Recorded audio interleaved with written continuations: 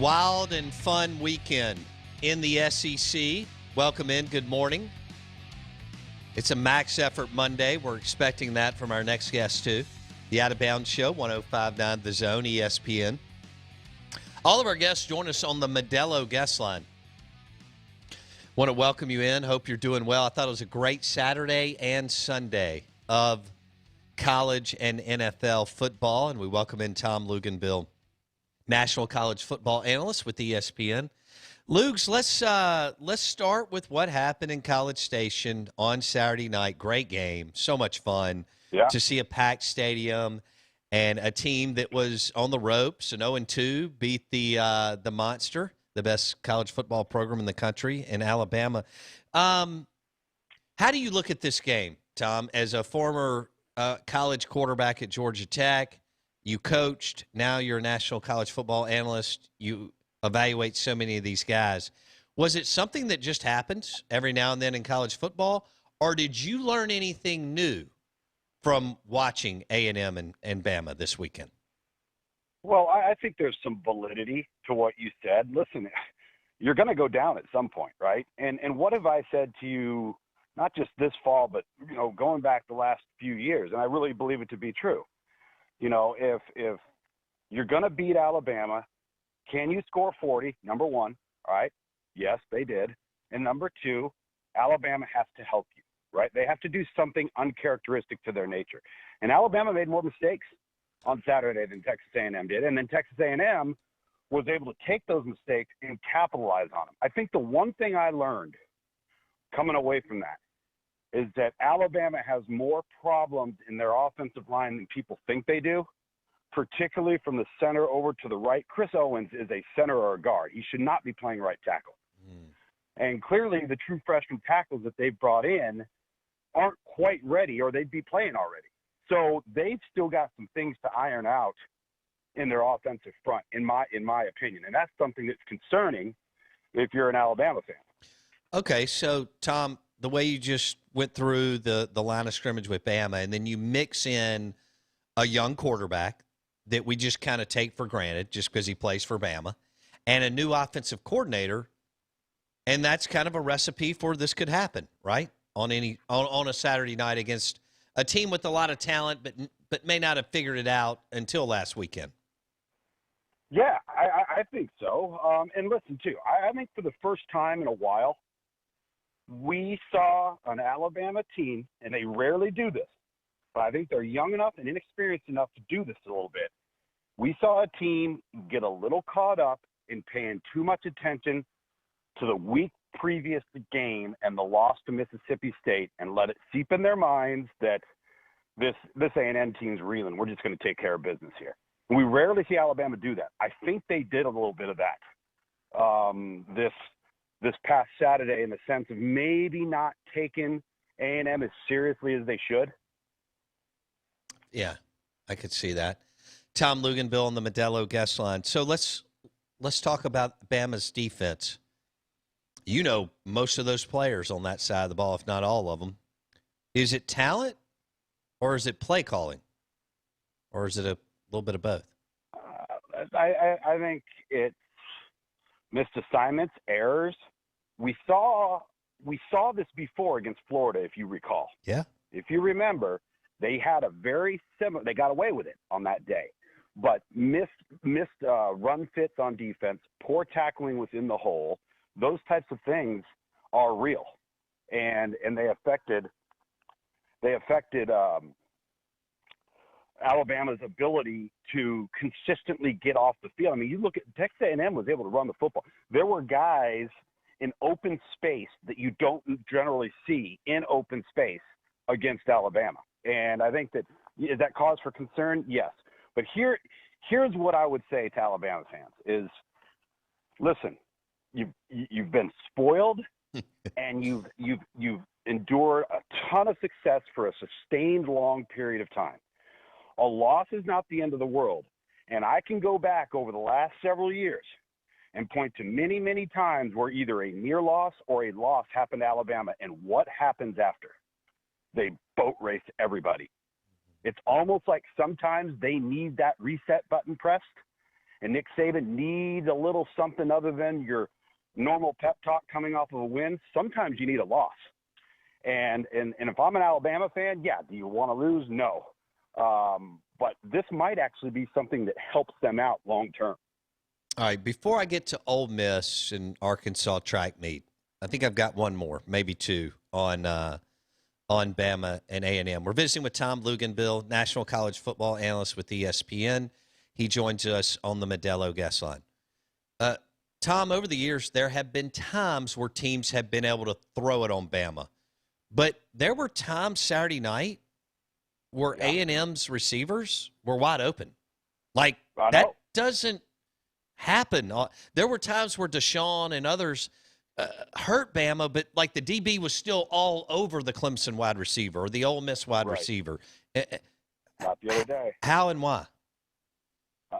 I think lapses, again, eyes where they're not supposed to be. And like I was saying, you're seeing guys in open space that you don't see against Alabama. And yeah, again, because we never see it or we rarely see it, what happens? It becomes over magnified, right? Yeah. I mean, how often in college football are we constantly seeing teams go up and down the field, guys running wide open? And we're seeing it with just about over the last several years since it's become the ultimate space game. But we rarely see it from Alabama. So when it happens, it's big. I just think there's a lot of coaching on fundamentals and adherence to the principles of the play call, where you're supposed to be, your eyes in the right place, your run fit, leveraging the football, all areas that they take so much pride in. You couple all those things with superior talent, and all of a sudden you're pretty good on things. Now your talent can get exposed. And credit A&M's crowd. I mean, to be 0-2, Lugs, and to have lost to Mississippi State the weekend before. And actually, I thought MSU left points on the field. That could have been worse. But for them to bring it again, 105,000 people going nuts, you could just tell Bryce Young and that offense was like, do they ever shut up? I mean, are they ever going to stop yelling? And they're not. So, right. And I'll say this, and credit Texas A&M. They deserve a lot of credit. But let's not forget this one thing. That win doesn't get them to Atlanta. That's a great point. Right? Yeah. So that doesn't get them to Atlanta. And the second thing I would say is, how many times have you and I talked about Texas A&M's talent versus production on the field and whether it's transitioning consistently enough to provide wins? So my question then would be, as a college football fan, do you trust that win over Alabama is what we will see from Texas A&M each and every week going forward? No. Because up until that game, that's not the Texas A&M we've seen. I don't. I just think things happen every now and then. And hey, credit to them for doing what it takes to beat that monster. And look, it still took them kicking a last-second field goal to beat Bama. I mean, all the miscues that Bama made. And Calzada was so good. And Spiller made some runs. I mean, just time and time, the kickoff return for a touchdown. And yet it took every ounce of a last-second drive, and it was pass interference, but a field goal to beat them, Luke. That's what it takes. Again, can you score 40, and does Alabama help you? Both of those things happened on Saturday. Yeah. All right, let's go to 41 points were scored in the fourth quarter of Ole Miss, Arkansas. And it was a very entertaining game, but, the defenses were awful. What was your takeaway? And maybe you weren't surprised at all, but what was your takeaway from Ole Miss, Arkansas? I thought it would be a barn burner. I just thought it would be spread over the course of 4 quarters. You know what I'm saying? I didn't think it would all just come in this massive wave like it did. But I think my biggest impression, and I feel for Sam Pittman, because on that last Ole Miss touchdown, he's got to be looking at his secondary coach and his defensive coordinator and saying, what are we doing? I mean, all you've got to do is stay back. And you've heard the phrase 100 million times, stay deep is the deepest. And if Ole Miss is going to dink and dunk and do all that, great. You come up and tackle it. You make Ole Miss earn it. But you fall for a hitch and go? I mean, you got to be kidding me. What is the corner looking at on the sideline? I mean, that was so discouraging if I'm Sam Pittman as the head coach at Arkansas. We know Corral's incredible. And Yeah. you and I have been on the same page. Best quarterback in the SEC, best quarterback in America. KJ Jefferson's from here, right up the road. He's still raw. Mm-hmm. Looks like he's still trying to figure out, this is okay. He's still growing up. He's still Sure. trying to figure out exactly what Kendall Briles wants him to do.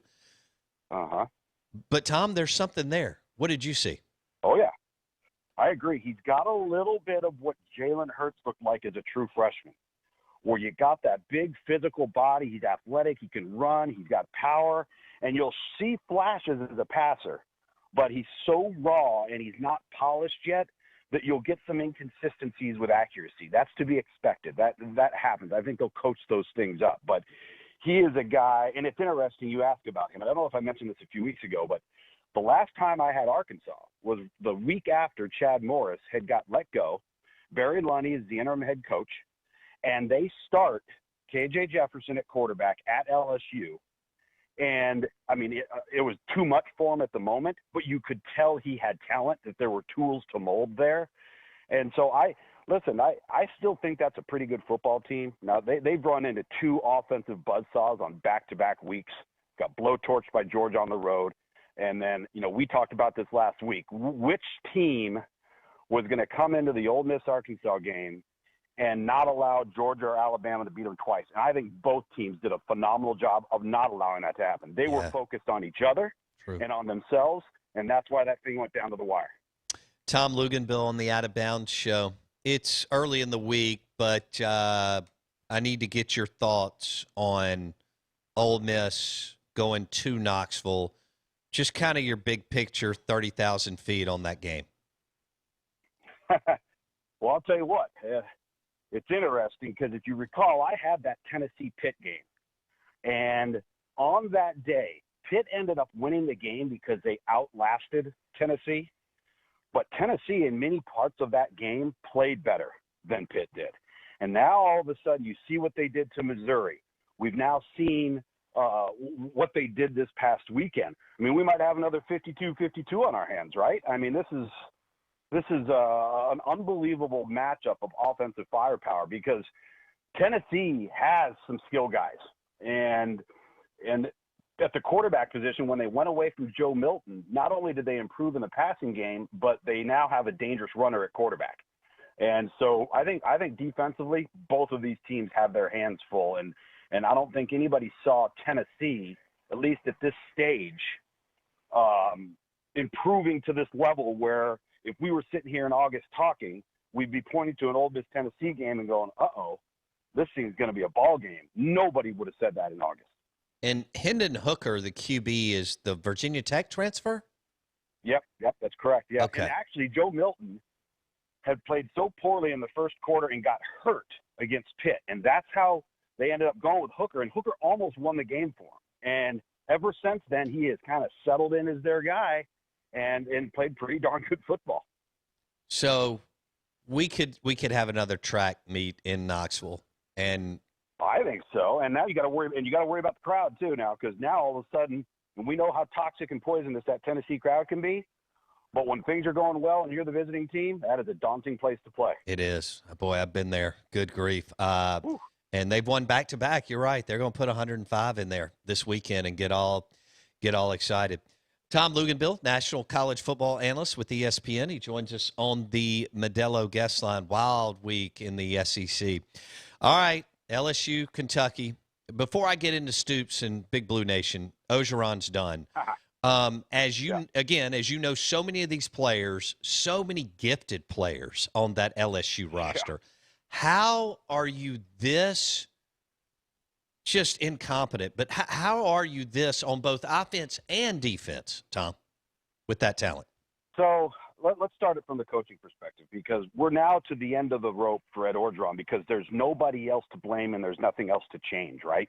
He comes off of last year. He goes into the off season, hires a new offensive coordinator, new defensive coordinator, reshuffles some of the position groups. And so now he feels like he's got that part of it set. You've got basically your entire roster back, the entire roster. Now, obviously, Miles Brennan getting hurt, I think hurt them, but still they had a proven commodity in Max Johnson, and he hasn't necessarily been the biggest problem. But now This comes down to leadership, getting guys ready to play, buy-in. I almost feel like watching LSU that those guys are checked out. There's no investment. I mean, how do you have that many good athletes and have that little pride in winning? Or have Boy, that that's a pride? great way to frame it up right there. Right. I mean, there's. I feel like, and I know we're in this individualistic mode of me, and the NFL draft and NIL. Like, I get it. Okay. And we're seeing a lot of that stuff now is gonna start reverting back to normalcy, because these guys that sign these NIL deals, and not to get off on a tangent, they sign these, and now all of a sudden they don't produce. Guess what? The NIL deals go away. So it ultimately comes back to producing as a member of a team, right? If you play well as a team and you're invested in your locker room and your roster, all of that other stuff will take care of itself. And I just watched this team and their talent pool, and to see them perform to that level, it makes me question the leadership in the locker room, whether it's a freshman, whether it's a senior, whether it's a sophomore. It doesn't matter. But there doesn't seem to be a buy-in on behalf of that roster. Tom, if you take out the 2019 season of 15-0, Ed Orgeron's a 39-41 coach. So at the end of the day, right, you kind of are who you are, and he is what he is. Right. Yeah, and I think a lot of people feel like, and the thing is he's an easy guy to like. Sure. Easy guy to get along with, fun guy to meet with, great to talk ball with. At the end of the day, now you hear that phrase sometimes, well, this guy's just a coordinator, or this guy's just a position coach. That may be what he is. Sure. Okay? Maybe he's the guy that you go out, recruits his tail off, coaches the defensive line. That's what he is. That's what he does. And the proof's been in the pudding with him on that. And I think that's the other thing that's discouraging here is they have gone out and recruited good players. They do have good players. In fact, in some instances, they've had great players. So the level of performance is just so disappointing. Tom Luginbill on the Modelo guest line. We're recapping the weekend. All right, so Kentucky, I'm bringing this up because most of our listeners really wouldn't care, even though with what they've done, but they play Mississippi State every year. And this is not a good thing that Stoops has improved their recruiting by about 10 spots. And obviously they've got their mojo going. There's been a lot of continuity in the program that you talk about in the offseason all the time. When you get a coach there for 8 or 9 years, it's unbelievable. A lot of times it's great for the program. I think they'll get smoked this weekend, but they are a good football team. They seem to know who they are, and he seems to be really trying to get some players in and hire some guys to make them a little bit different on offense. Tell me what you see from Big Blue Nation in Kentucky in football right now. Well, let me put it this way. Georgia might beat them down, but they're not going to have a good time doing it. Okay. And what I mean is Kentucky doesn't back down to people, and they're going to play hard, and they're going to hit you, and they're going to be sound, and they're going to, really to this point. Now, they haven't faced anybody with the weapons that Georgia has, but they're going to make you earn it. The thing that's so amazing to me, I don't know if I mentioned this to you last week, coming off of the W against Florida, but going into that game versus Florida, Kentucky was -9 in turnover margin on the season. That was last in the country, and is undefeated. All right. Then they had been really poor on third down. They were 1 of 9 against Florida. Then this last week they show up, and all of a sudden they've got the quarterback run game going with Will Levis. They've got the ability to create some plays on defense and create a couple of the turnover thing has settled down for them a little bit. They just seem to be one of those teams kind of that's, I don't want to say because they're undefeated, obviously they're highly ranked, but they've done it far from any conventional traditional way. I mean, they shouldn't, being -9 in turnover margin 2 weeks ago, you should not be undefeated. I don't care how talented you are. Right. But they are. So they've had some things align, and that's kind of what leads me to believe that, Bo, what if they're having one of those years, right? We're one of those years where it's not perfect. It's never going to be perfect. However, we make a play here, the ball bounces this way, get a stop here, return a punt there. And next thing you know, you're winning games, and you look at the stat sheet, the box score the next day, and you're going, how did they win this game? And I'm not saying that's going to be the case versus Georgia, but what I am saying is when you're having one of those years, and you're playing a team with superior talent, again, Georgia will have to help them, But I don't think that they'll just lay down. I think this will be a pretty decent football game, at least for a while. I like where you're going. They could go 11-1. I mean, it could just be one, like you said, they've had the same head coach, a lot of the same staff. They've recruited well. They're nasty, as you were describing, in the line of scrimmage. And it's just a good – in all this transition that we're going through in the world of college football, they're stable. And, there's something to that. Yep. Okay. There is. And listen, you mentioned the Mark Stoops tenure.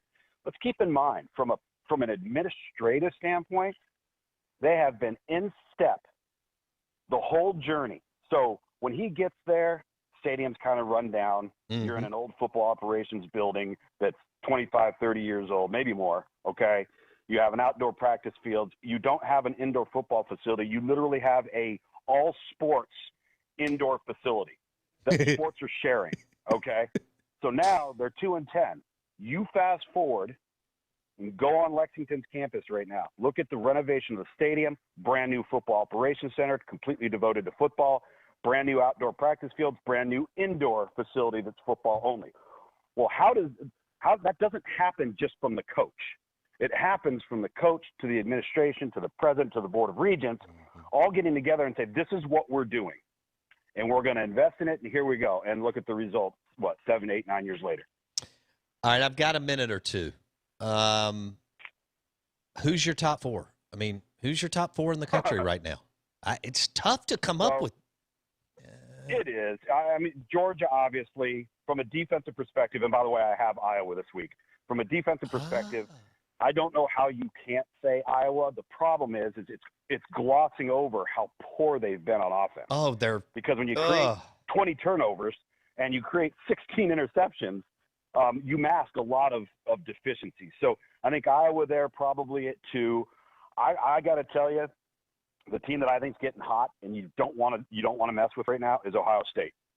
I'd put Ohio State at 3 actually, and I would put Alabama at 4. I would not have Cincinnati right now in my top 4. Having seen them, I like them. I think they're really, really good. I think they're very inconsistent on offense. And if they had to play, let's just say they had to play Texas A&M's schedule, okay, or they had to play Oklahoma's schedule, or they had to, go out and play Notre Dame's schedule, I don't think that they would be undefeated. Interesting. If Iowa and Ole Miss, I've got 30 seconds. If Iowa and Ole Miss played 10 times, if Iowa and Ole Miss played 10 times on a neutral field, how do you think that would shake out, Luke? Depends on turnovers, so I'm going to say 5-5. Okay, perfect. I love it. Tom Luginbill on the Modelo guest line. Have a great week, buddy. We appreciate you. You too, man. Yeah. Lugs, national college football analyst with ESPN on the Out of Bounds show, brought to you by the Premium Cigars at Havana Smoke Shop. Before you go to the golf course, Live Oaks Golf Club, or you head to the hunting camp, road trip, Stark Vegas, Oxford, Hattiesburg, Havana Smoke Shop, 2 locations in the metro area. Havana Smoke Shop for all your premium cigars. We'll make Rocky Patel the cigar of the week at Havana Smoke Shop. Back in a second.